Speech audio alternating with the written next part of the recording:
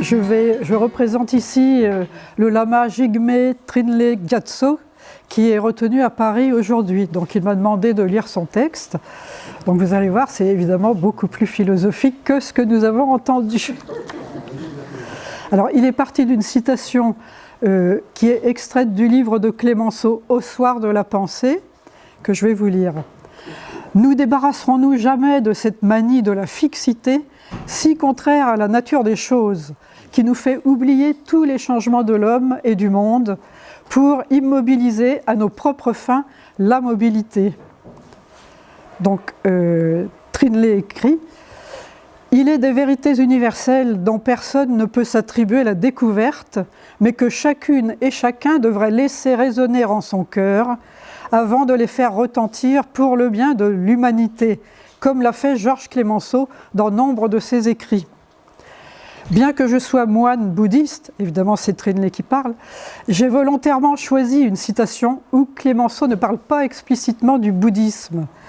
Il n'en est pas besoin, tant il me paraît certain qu'il avait compris et assimilé les grandes idées de cette voie millénaire qui ont imprégné ses réflexions et textes inspirés. C'est à mes yeux un des aspects positifs de Clémenceau. Et je souhaite retenir principalement le bien chez autrui, contrairement à la tendance générale qui consiste à traquer et révéler les défauts des autres, ce qui revient toujours d'ailleurs à exposer les siens propres sans s'en rendre compte.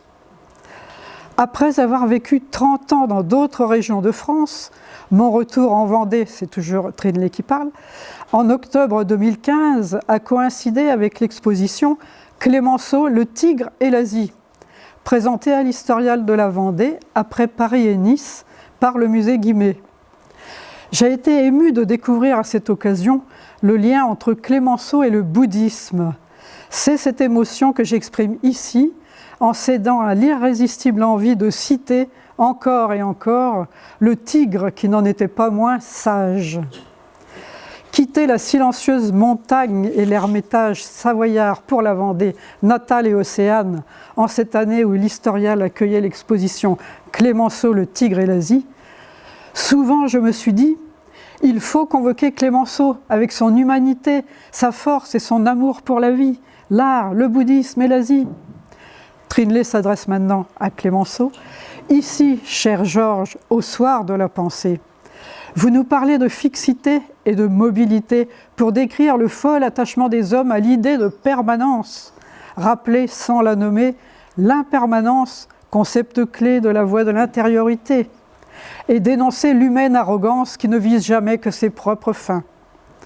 Là, monsieur Clémenceau, vous nous parlez de pessimisme et d'optimisme pour nous en montrer l'inanité au regard de l'interdépendance universelle enseignée par, je cite Clémenceau, le Bouddha qui, d'un suprême élan, atteignit les sommets d'une philosophie des choses où l'homme communie avec toutes les émotions de la terre, dans une charité universelle des existences pour le soulagement des communes douleurs. Fin de citation.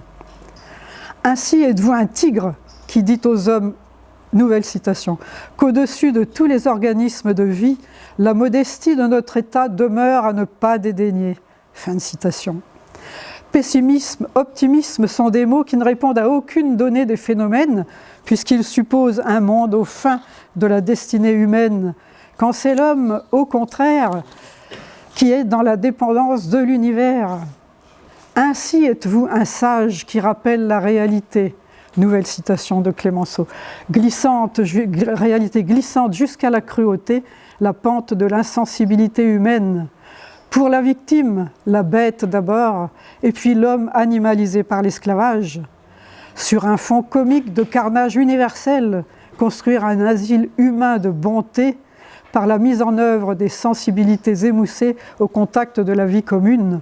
Combien plus malaisé que d'attendre du cosmos divinement personnalisé la bonté qui nous appartiendrait de réaliser en nous-mêmes, au lieu de l'appeler vainement de Dieu sourd.